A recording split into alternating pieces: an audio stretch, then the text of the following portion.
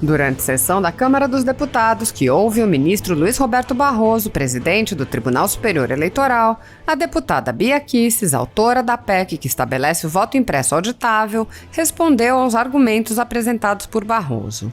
Bia Kicis apontou que seus estudos a impedem de se deixar seduzir pelos argumentos do ministro, que é contrário ao voto auditável. A deputada lembrou que a maioria dos brasileiros não confia no sistema eleitoral. Bia Kicis disse: "Isso é muito grave, ministro, porque a eleição é feita não para aquele que presta o serviço. Ela é feita para o eleitor e para os candidatos. Uma coisa é certa, nós temos que trabalhar para aprimorar esse sistema." A deputada também rebateu desinformação que vem sendo propagada pela velha imprensa e pela própria Justiça Eleitoral e apontou: "Ministro, nós queremos aprimorar o sistema."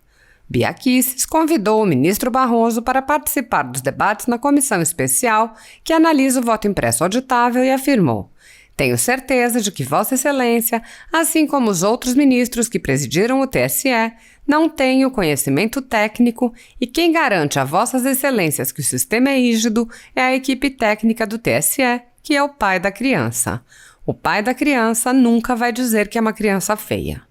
A deputada fez um apelo: não pode haver esse antagonismo entre aquele que presta o serviço e o eleitor, que é aquele a quem o TSE deve prestar o serviço.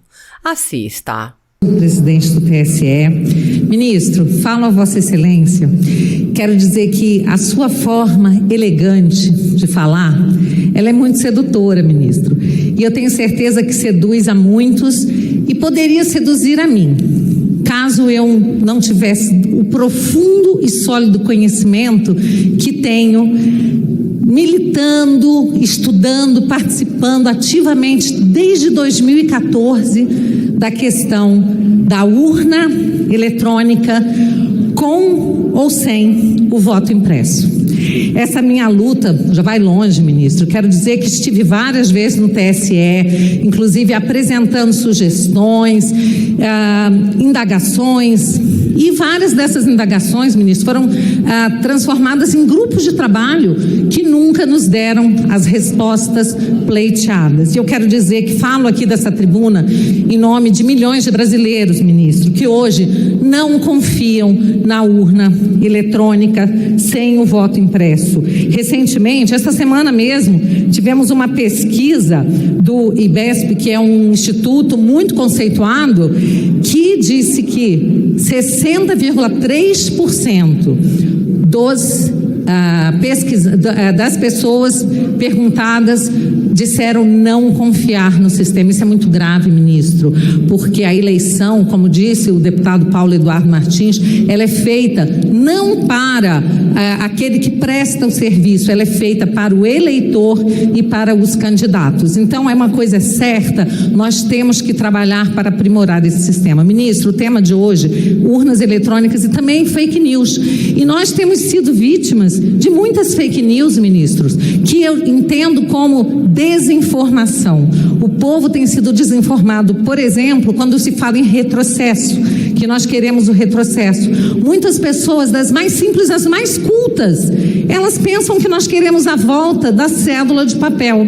Ministro, nós queremos aprimorar o sistema, como, por exemplo, o sistema argentino, que é a urna de terceira geração.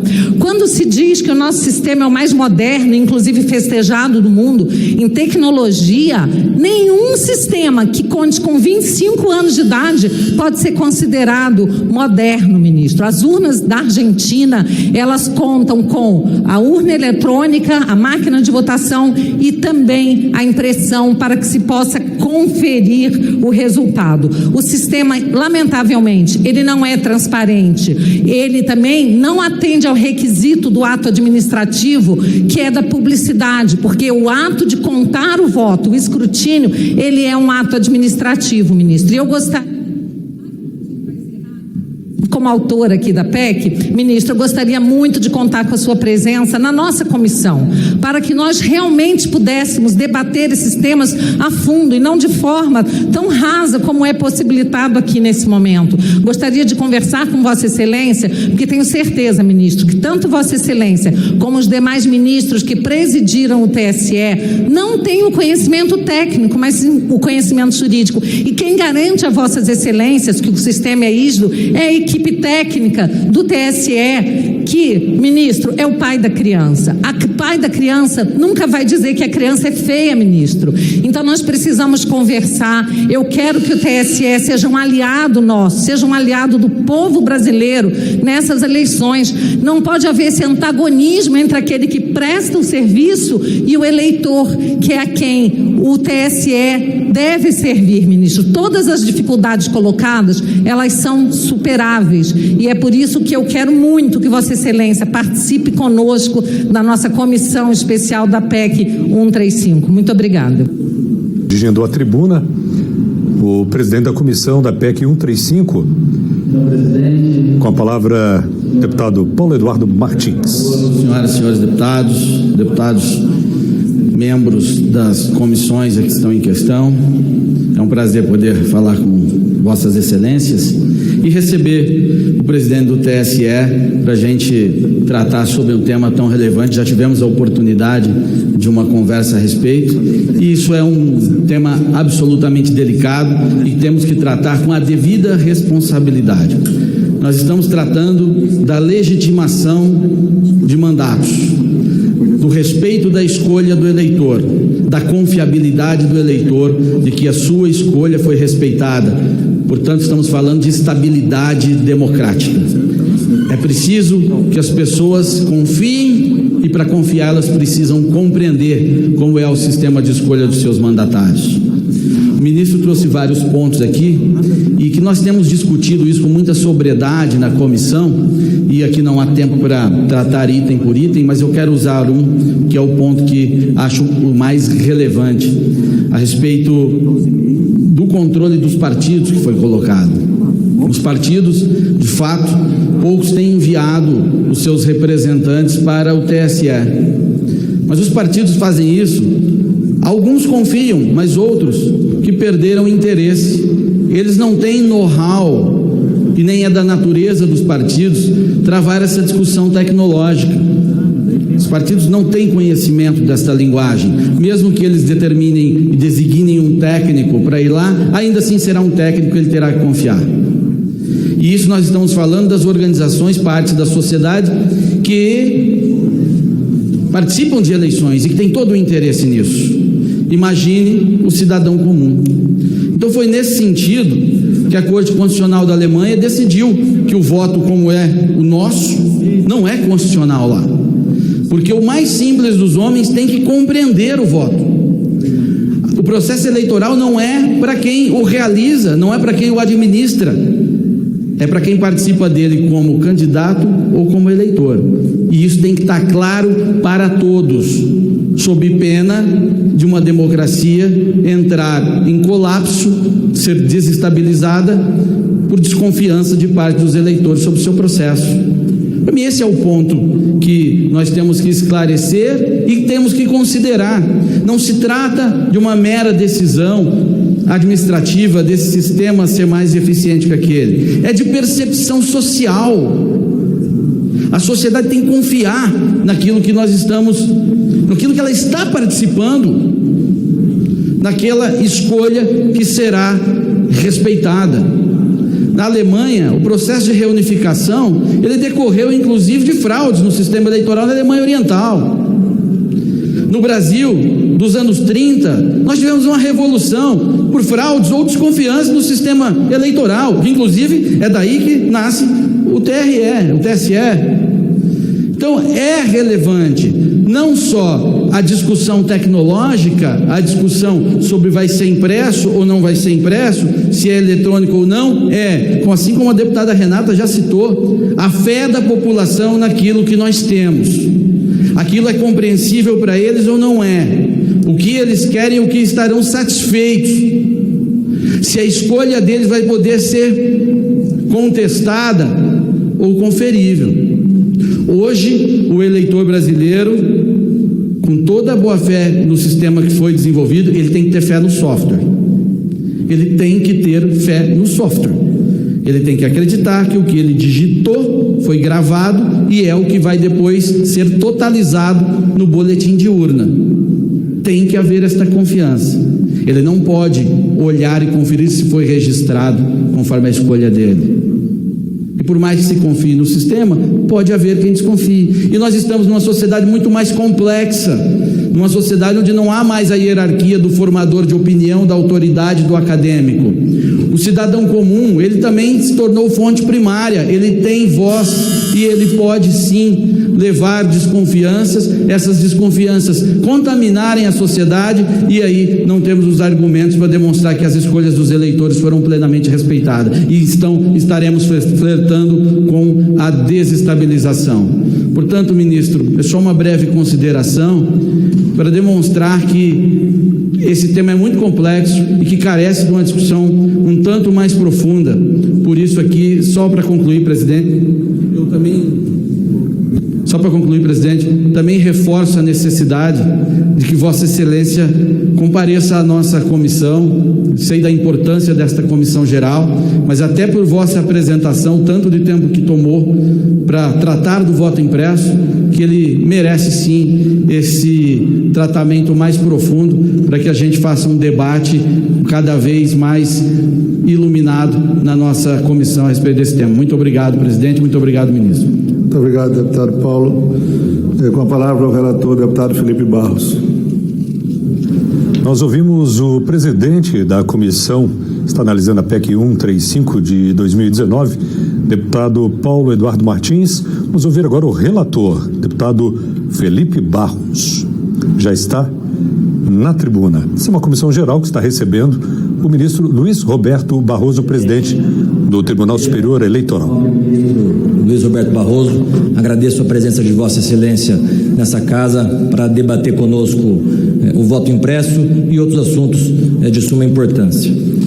Ouvindo a fala de Vossa Excelência, ministro, me lembrei de um dos artigos que o senhor escreveu, e eu sempre fui um assíduo leitor do material que o senhor produz na doutrina jurídica, intitulado A Razão Sem Voto, o STF e o Governo da Maioria, publicado no Jota em 2018. E nesse artigo, o senhor dizia o seguinte, abre aspas: em estudo denso e pioneiro, tendo como marco teórico a teoria dos sistemas de Niklas Luhmann, Celso Fernandes, Política, Sistema Jurídico e Decisão Judicial, advertiu: o problema central do acoplamento estrutural entre o sistema político e o sistema jurídico reside no alto risco de que cada um deles deixe de operar com base em seus próprios elementos, o judiciário com a legalidade e a política com a agregação de interesses e tomada de decisões coletivas, e passe a atuar com uma lógica diversa da sua e, consequentemente, incompreensível para as autorreferências do sistema. Essa corrupção de códigos resulta num judiciário que decide com base em critérios exclusivamente políticos e de uma política judicializada, o que incorpora o ritmo, a lógica e a prática da decisão judiciária em detrimento da decisão política. A tecnocracia pode reduzir a política a um exercício de formalismo judicial. Quando o senhor diz que se o Congresso aprovar e o Supremo validar, a minha pergunta a Vossa Excelência é, em primeiro lugar, em relação ao acúmulo de funções do nosso Tribunal Superior Eleitoral, porque me parece, e o senhor me corrija por gentileza se eu estiver errado, que a autoridade eleitoral brasileira é a única no mundo que administra as eleições, legisla e também julga. Então, eu gostaria de saber um pouco mais sobre isso, porque me parece que um pouco do debate do voto impresso também reside nisso. E em relação à tecnocracia, porque veja, ouvindo a explicação do senhor e estudando o tema da urna eletrônica, nós percebemos que é um debate eminentemente técnico, ou seja, que a tecnocracia tomou conta do debate do voto, que no final das contas é o debate da soberania popular.